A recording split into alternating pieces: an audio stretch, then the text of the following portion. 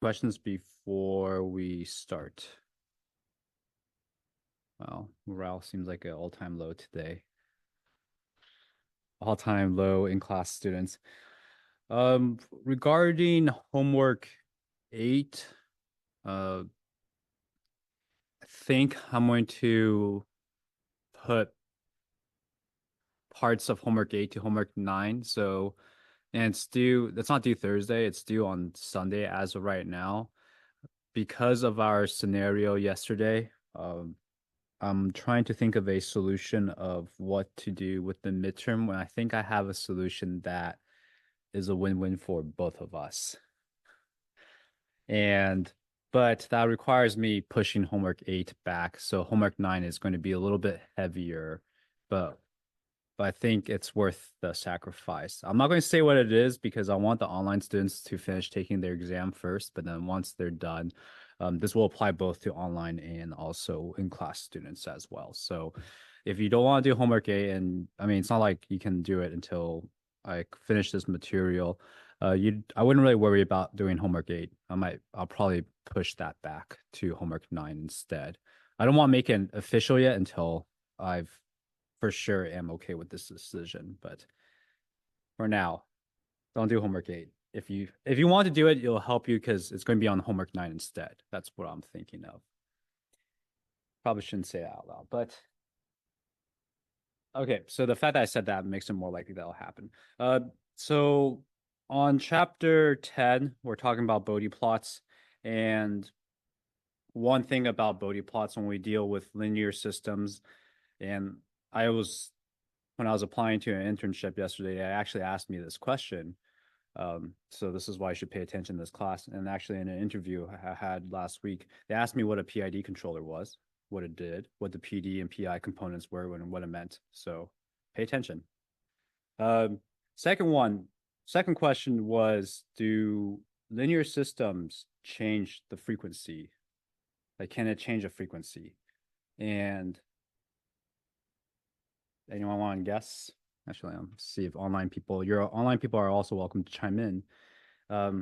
Linear systems and maybe it might not seem obvious because we haven't done the proof for it yet. In chapter 10, we'll give you the answer, but not necessarily the proof. You already have the knowledge for the proof, actually, and that has to do with Laplace transform.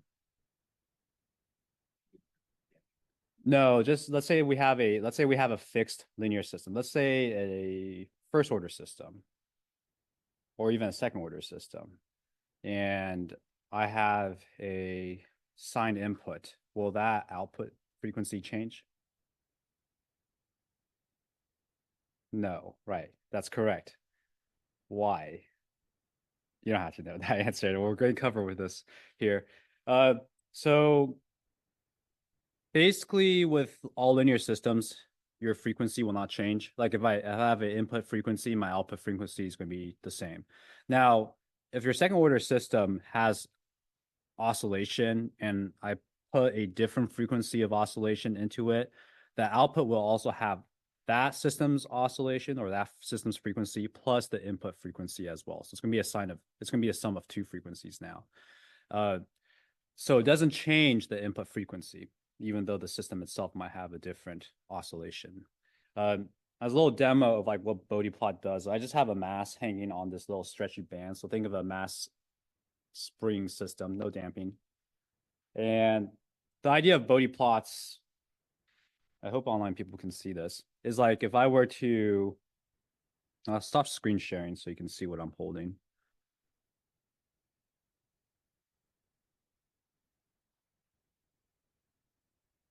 You know what? I'm going to do that and stop sharing. Am I recording? Okay, I'm recording. All right. So the idea is that I were to hold this little mass spring system, and the Bode plots basically say if I have an input frequency, my output is going to be of that same frequency but different magnitude and phase. So if I jiggle this up and down, you see how, I mean, hopefully you can see that my input frequency and this oscillation is the same.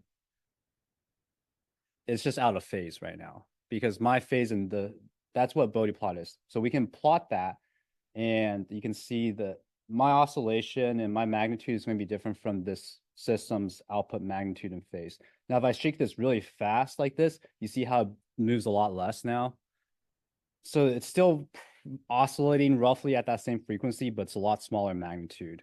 If I do slow oscillations, it moves a lot more. And all real order systems are like this, where they have very high output magnitude at low frequencies, but as you increase the frequency of the input, the output magnitude gets smaller.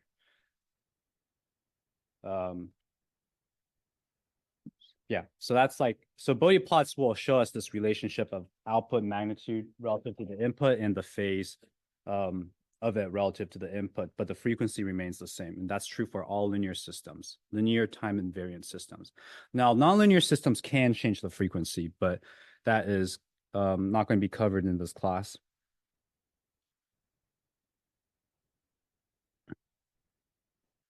So even though this is like a foundation class and all systems are nonlinear, you might still be asked about foundational knowledge. Oh, you just missed my demo. You had to watch it again. Yeah. Oh, okay. Oh, sweet. Anyway, um, so today we're gonna be talking about Bode plots. So basically, how can I put what I did on demo as a visualization? And the idea behind like, so it's Steve Shen calls it frequency response techniques. I just call it Bode plot. Basically the idea is if I were to draw out what I just did, and this is my magnitude. I'm gonna call this M out and divided by M in. Then what we're seeing is this like kind of like this drop off here. Oh, my bad, my bad. That's what I get for chatting with the previous professor before class and not setting things up properly. Sometimes it says we need 30 seconds to turn on, and it's not turning on.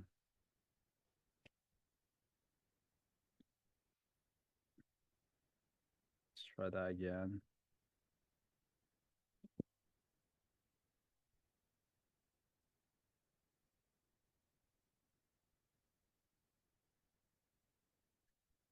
All right, there you go. Perfect. Thanks for letting me know.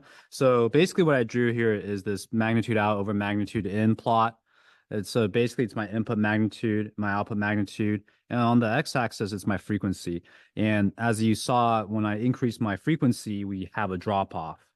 And this doesn't mean it's zero here. It's probably more like this is probably unity magnitude at 1. And then as I increase my oscillation, we have a drop off in that magnitude. And that's what a Bode plot is. Basically, this is the magnitude plot of a Bode plot. Now, the phase plot would be how much phase delay I see as I increase my frequency. And when I was shaking at a slow frequency here, our magnitude of the output was roughly the same. But as I increase my shaking frequency, it starts dropping off. This is like fast, and this is slow. So that's the idea behind this. And this is a very useful analysis technique because let's say we don't have a model of a system, we can apply different, like a kind of like a swept wave of different frequencies and see how the output responds to it. And with that, we can then apply, like we can draw a Bode plot of it. We can apply system identification to it and roughly approximate a model, a linear model.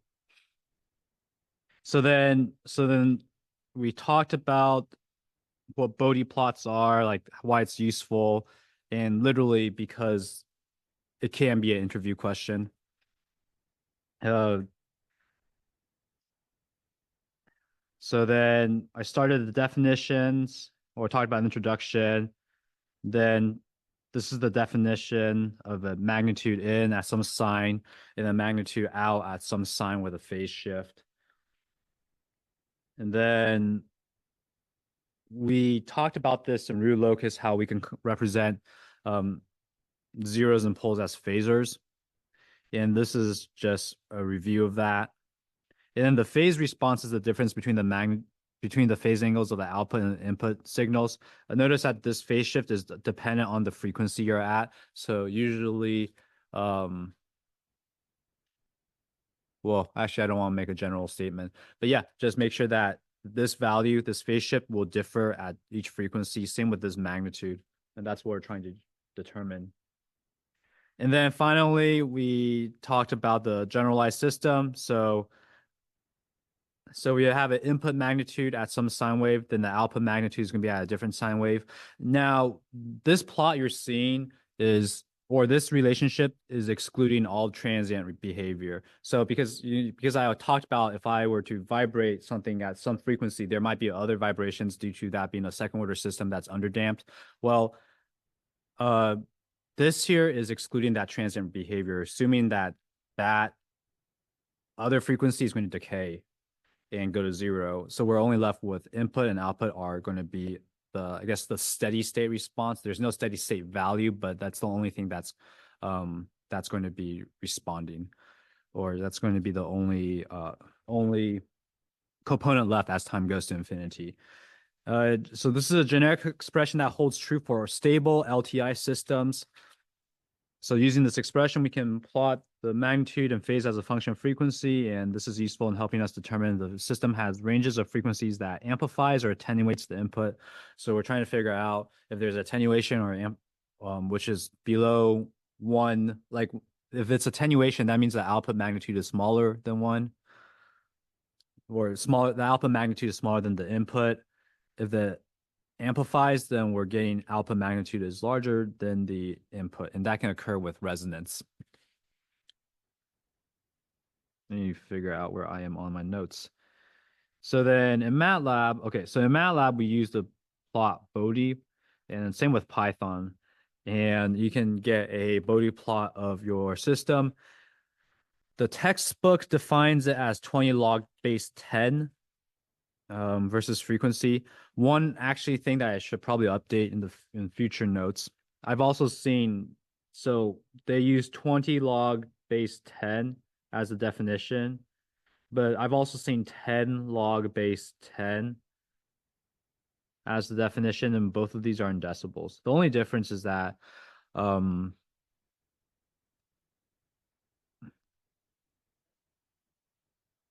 yeah, right.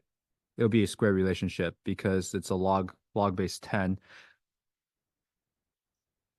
Yeah, exactly. So it'll be because then you would have a squared here, right?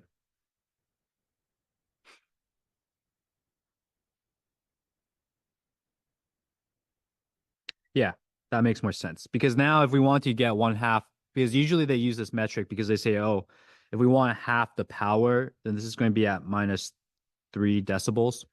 This is for half the power.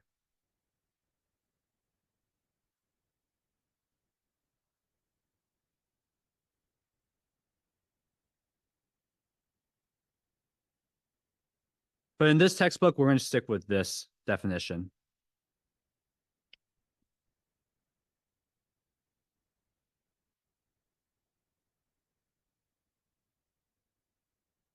Okay, so then when your magnitude is less than zero, that means you have attenuation. So 0 decibels, or the magnitude is less than one, because 20 log, like log of 10 is zero. No, sorry. Log of one is zero. So that's a magnitude of one. So anything that's less than one, you're gonna get a negative decibel value. I'm sorry, minus 3 decibels. And then anything that is greater than 0 decibel means it's amplification. And then the same with the phase, anything that has a positive phase, you have called phase lead. And then anything that has negative phase is called phase lag.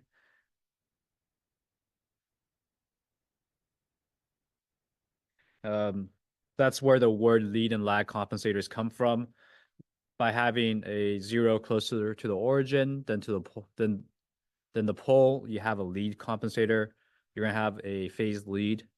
If you have a pole closer to the origin than the zero, then you have phase lag.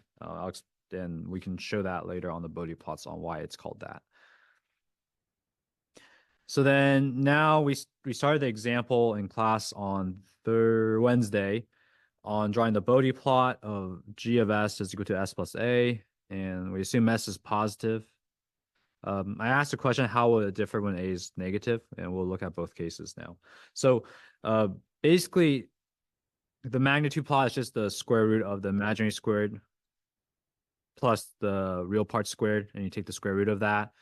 We evaluate it at S is equal to J omega. We don't look at the decay properties. We don't really care about the decay properties because we're looking at it at its steady state.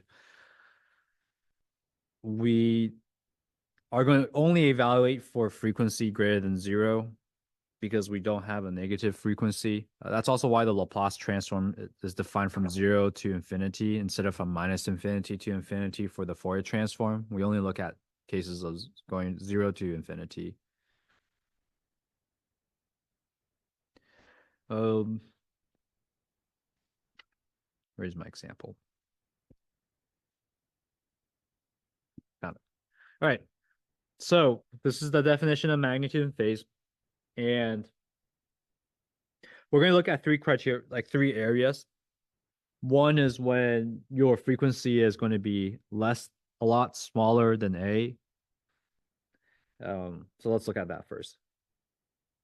When omega is much smaller than A, then basically what we're saying is G at J omega is equal to A squared plus omega squared. And if omega is really small, we can just basically say this is roughly the same as the square root of A squared, which is equal to A.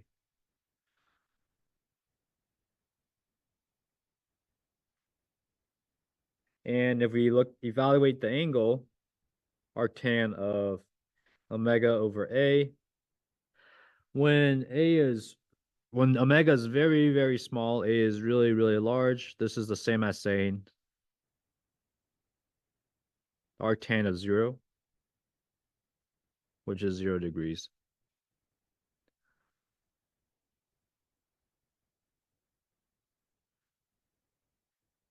All right.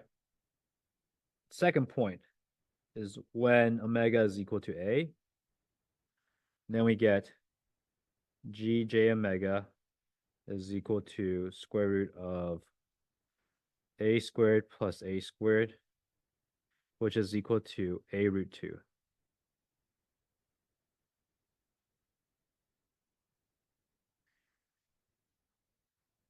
The phase is going to be equal to arctan of A over A, which is equal to arctan of 1, which is equal to 45 degrees.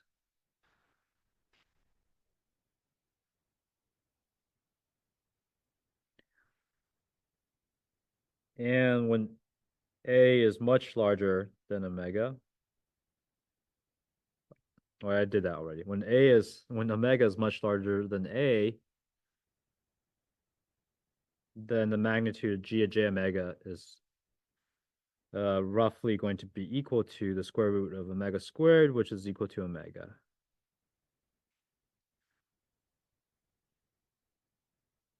And phi is equal to arctan of omega over A. And because this is a very large value, as omega goes to infinity, angle converges to 90 degrees. So from these three relations, we can see that we have 0, 45, and 90 degrees. And our magnitude goes from A to A root 2 to omega, but omega increases as we increase omega is our constant here. So this is going to be dependent, and it increases linearly with omega. So on the right-hand side, I'm going to draw the Bode plot now. So I'm going to have two plots. First one's going to be my magnitude plot, and it's going to be in decibels. So it's going to be 20 log base 10 of G omega.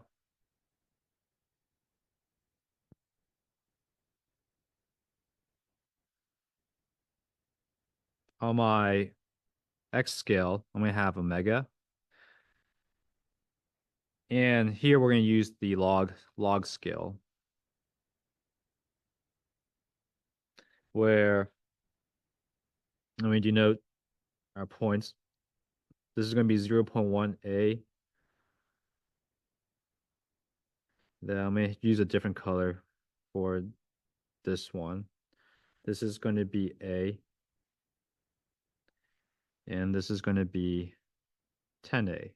So this is a log scale because you can see it scales by multiples of 10. So this is omega is equal to 0.1. This is omega is equal to A, and omega is equal to 10a.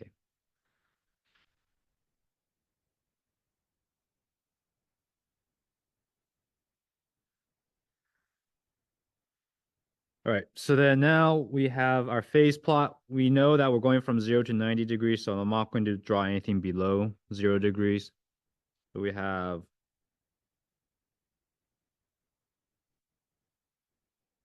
90 degrees, 45 degrees, and 0 degrees. So this is our phase plot.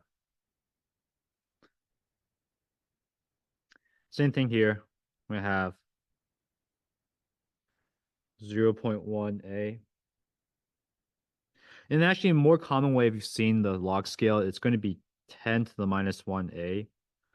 Then you'll see 10 to the 0a, and then 10 to the first power a. It's a better visual.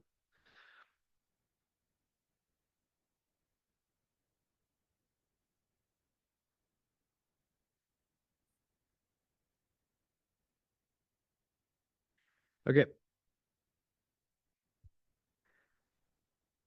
So our starting point when omega is very small is going to be a. So it's going to be 20 log base 10 of a. That's our starting point. And what I'm going to draw here is the asymptotes. I'm going to draw it in red. And as a rule of thumb, the textbook says to draw the asymptotes up to, this is called the break frequency, where omega is equal to a. It's called the break frequency.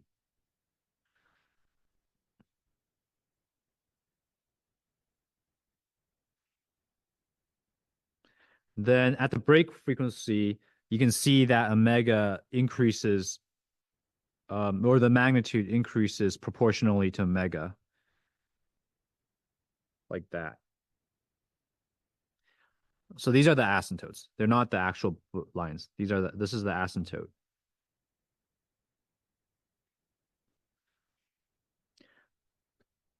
This slope here is going to be increasing at 20 decibels per decade. So every increase of 10 times is a 20 decibel gain. So if we were at 20 log 10a at this point at 10a, we're going to be at 20 log 10, or it's going to increase by 20 decibels. So it'd be plus 20 decibels on top of that. So like this point here would be roughly equal to 20 decibels plus 20 log 10 of a.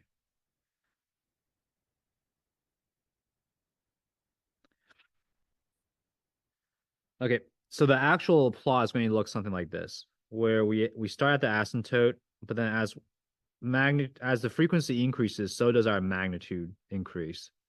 And then at this point here, this break frequency, that's when it breaks up and converges to this line again. Not the best drawing, but something like that. Maybe I'll draw a better line. I don't know.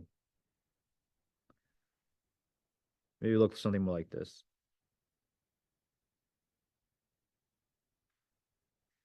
Nope. All right, good enough. Something like that. This line here is going to be converging to the asymptote. This line will converge to the bottom asymptote as the frequency gets smaller. So this is actually my magnitude line. I like my first drawing better, but I'll leave it.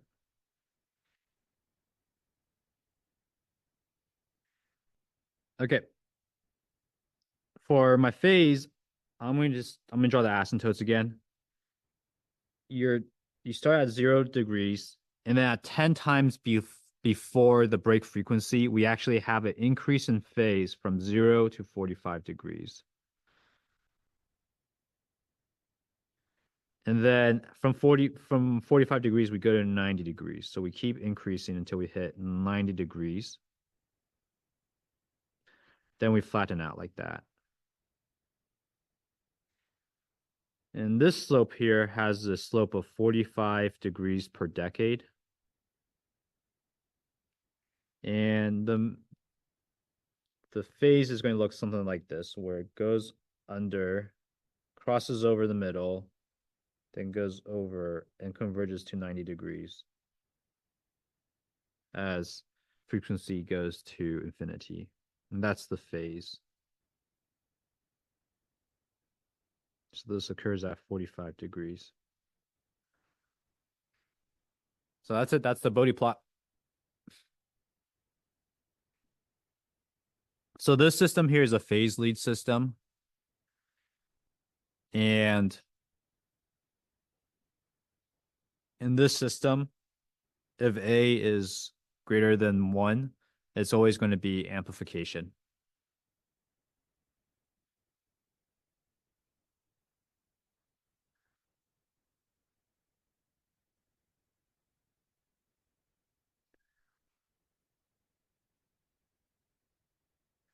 Okay, so now if A is negative, our magnitude stays the same. Is that something that you all agree with? Because we're taking A squared. So the only thing that changes is the phase now.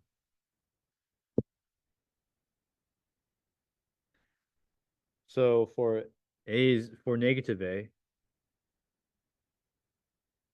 for A is less than 0, then that means if we look at phi of our phase, so we look at phi of tan, arctan of omega over A, and omega is always going to be positive. This is now less than 0, meaning now we're dealing with quadrant 2 angles. These are quadrant 2 angles. Q2 angles. Because now we have a negative run, but a positive rise.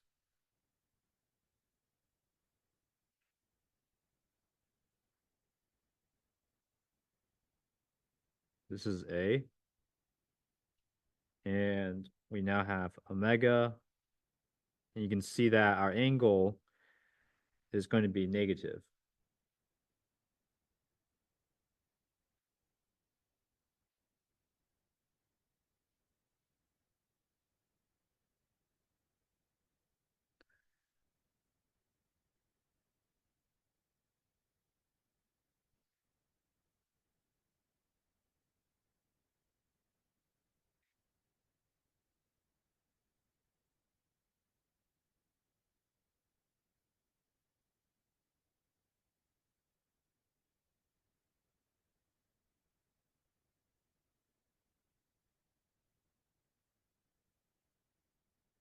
So because we have a negative angle, we start at 180. We start at 180 degrees and we go down to 90 degrees instead. Or we start at 90 degrees and then we can go to 180 degrees.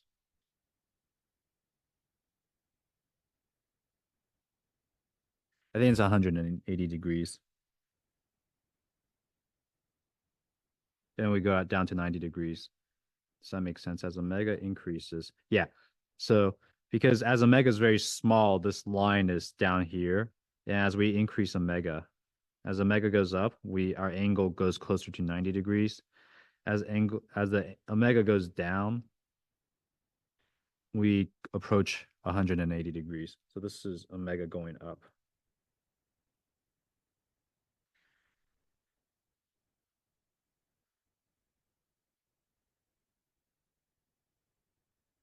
Okay. So now if we have the same transfer function, but inverted, let's look at how it's going to be different from this. And the nice thing about playing this in log scale is that when you have, let's say, I guess it's like a little foreshadowing, but if you have log base 10 of G, and you get some value, if you do 20 log base 10 of G inverse now, because we just did G, then we get, it's the same as saying minus 20 log base 10 of G. Nice property. So basically, we're just taking the inverse of this and we just put a negative sign in front of the magnitude. So what we saw here on the magnitude plot is just going to be a mirror. But I'll still do it anyway. So let's look at this. If you take the magnitude of omega G of J omega, we get 1 over the square root of a squared plus omega squared. And we'll look at this magnitude of when omega is very small. Then we get magnitude of G of J omega is equal to approximately equal to 1 over square root of A. Or sorry, 1 over A.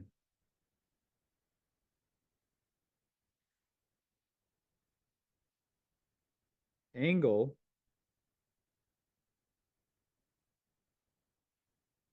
So the cool thing about this is that my angle is going to be the minus tan arctan of omega over A, which is equal to roughly equal to 0 degrees. Because omega is very small, this is very close to 0. And the reason why I put the minus sign here is because from our root locus, where when we're checking the angle criterion, we're finding the phase of G. The phase of G is equal to the sum of the angles of the zeros minus sum of the angles of the poles, which is, in this case, it's going to be 0 degrees minus arctan of omega over A. That's where the minus sign comes from. Because we just evaluate the pole angle and we just subtract it.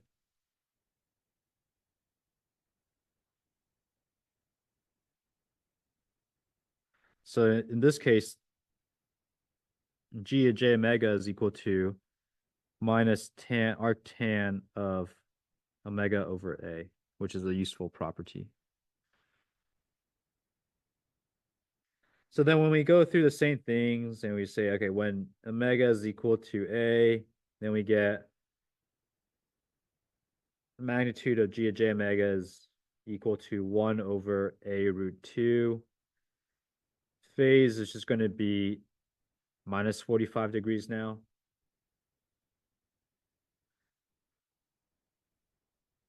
And then when omega is much larger than A, then the magnitude is going to be equal to approximately equal to 1 over omega. And the phase is going to be equal to minus 90 degrees now. So it's just the negative of the example that we just did. So when I put this in log scale, this becomes 20 log of 1 over A, which is equal to minus 20 log of A. So it's just the negative of the earlier example. Same with this. We get, this becomes minus 20 log base 10 of a root 2. And this also becomes minus 20 log base of omega when we're taking the magnitude in the decibel scale.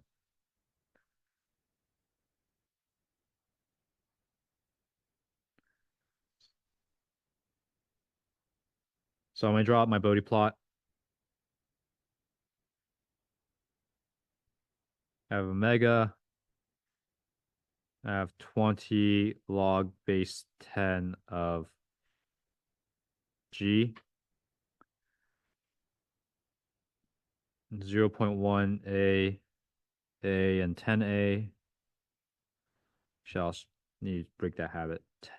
10 to the minus 1A, 10 to the 0A, and 10 to the first power A. And then my phase, I'm going to go from 0 to minus 90 degrees.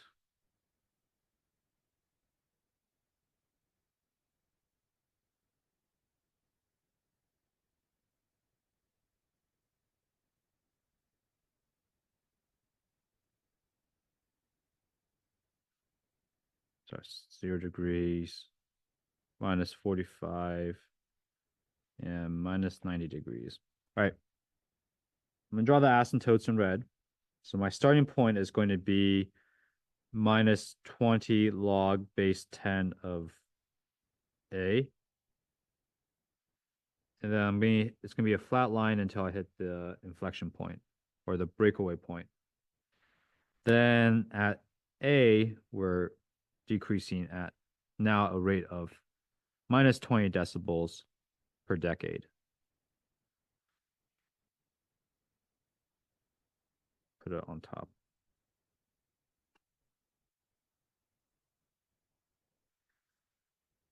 So then we have this magnitude that's going to be increasing and converging to minus 20 decibels per decade.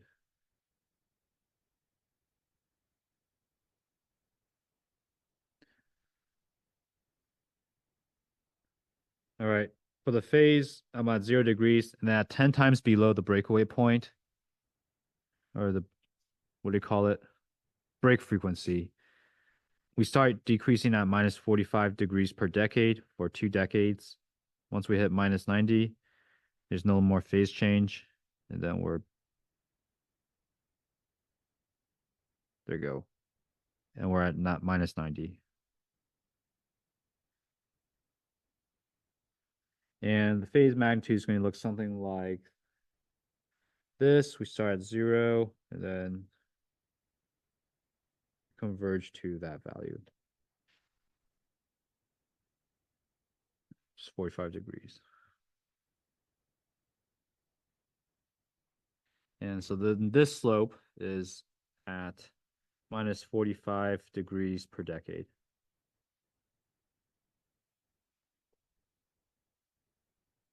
Any questions?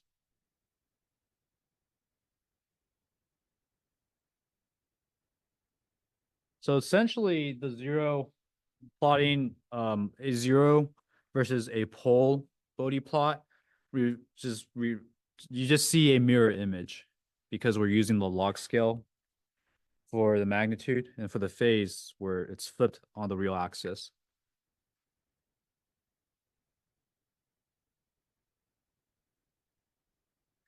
So the reason why, so yeah, we can do that because of the log property. So in this case, we just did a single pole. In the previous example, we did a single 0. I guess I'll leave the case for when A is less than 0 for you to think about. The magnitude is going to remain the same. The phase will be different for A less than 0. So if we look at Bode plots for higher order systems,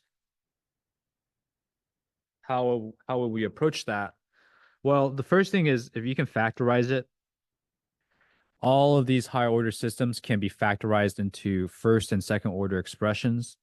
So you can either have real poles or complex conjugate pairs. And then you can express all of these in this form.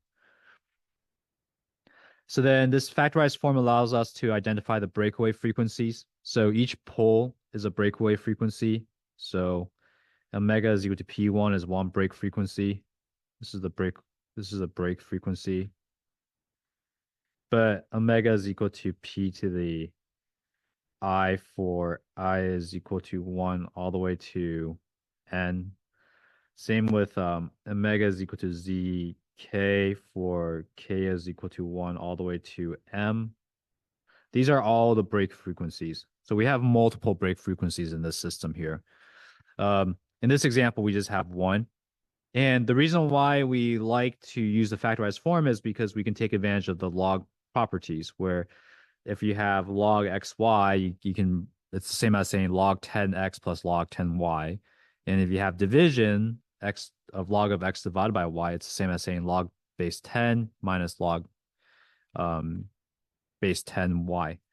And because of that, all we have to do when we draw the Bode plots of this higher order system is we just add the asymptotes of each pole in 0 and add the phase of each pole in 0, and then you get a total asymptote. If that doesn't make sense, we'll do an example, which hopefully will make more sense. So basically, because of this, we can sum the asymptotes of each pole in 0. So I'll write that down here. We can sum the asymptotes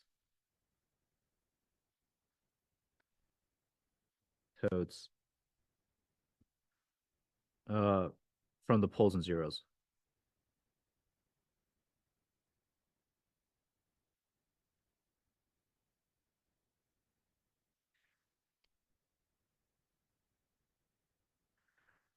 So because of that, while you can, by adding this asymptotes, you can get a rough idea of where the magnitude and phase plots will be contained. If I ever asked you to draw the Bode plot on the exam, I won't necessarily grade your curved lines. I'm going to look at your asymptotes. If your asymptotes are good, but your line estimates of where the actual magnitude and phase are is off, I don't care about that because it's kind of hard to grade within the margin. But asymptotes are going to be exact. That's easy for me to quantify and grade. Okay. So this is a useful property. And so because of that, when we take the magnitude of G, when we take the magnitude in its factorized form, it's the same as saying taking the magnitude of each pole and multiplying by the next pole, and same with the zeros. So then when you apply the log properties of it, then it just becomes the sum of each zero with its frequency component minus the sum of each pole with its frequency component, like the magnitude of it. And for the phase, it's a similar story. You just take the phase of each zero and you subtract it from the phase of each pole, which is very similar to what we have been doing with the angle criterion from root locus.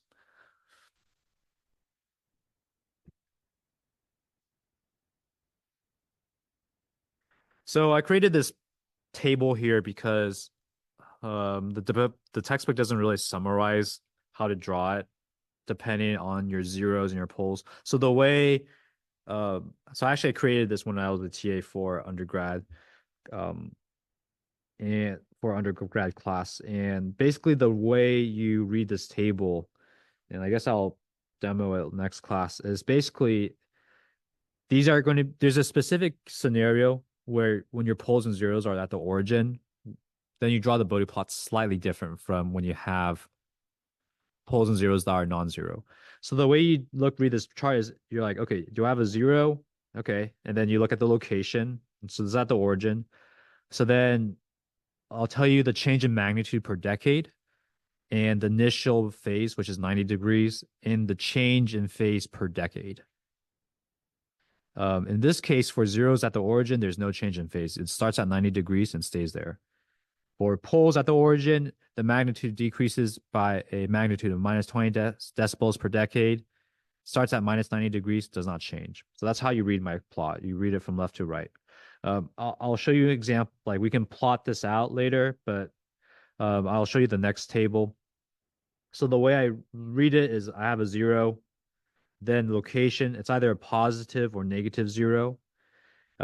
Depending on if it's positive or negative, magnitude is still the same, grows by 20 decibels per decade, but your starting angle is going to be different.